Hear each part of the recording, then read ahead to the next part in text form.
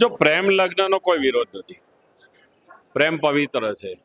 સનાતન ધર્મમાં કન્યાએ કોની સાથે લગ્ન કરવા એની છૂટ છે, પણ મા બાપની સંમતિ લઈને, મેજિસ્ટ્રેટની સંમતિ લઈને નહીં. જે મા બાપે એને જન્મ આપ્યો, જે મા બાપે એને લાડકોટથી ઉછેરી મોટી કરી, ભણાવી ગણાવી, તમને એક કાયદાના અધિકારથી તમે મા બાપને છોડી દો, આ હું માનું છું કે વ્યાજબી નથી. કોઈ પણ મા બાપ એવું ના ઈચ્છે કે મારી દીકરી દુઃખી થાય, સારી જગ્યાએ જતી હોય. આની લવ જેહાદ છે. હવે ત્યાં આગળ કઈ છે જ નહીં, નારીનું સન્માન જ નથી ત્યાં. અહીંયા જે સન્માન છે, યત્ર નાર્યસ્તુ પૂજ્યંતે રમંતે તત્ર દેવતા, અહીંયા જે નારીને ધાર્મિક વિધિમાં ભાગ લેવો એ ત્યાં છે નહીં. બીજા કે દરેક મા બાપનો એક અધિકાર તો ખરો ને કે મારી દીકરી કોઈ સારા ઘરમાં જાય, સંસ્કારી ઘરમાં જાય, સુખી થાય. ભલે એના ભાગ્યની વસ્તુ છે, આપણે જાણીએ છીએ, પણ મા બાપનો પણ એટલો જ અધિકાર છે.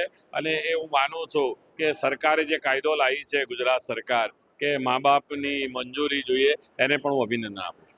આપના પોતાના પ્લેટફોર્મ લલકારને લાઈક કરો, ફોલો કરો, સબસ્ક્રાઇબ કરો અને શેર કરો.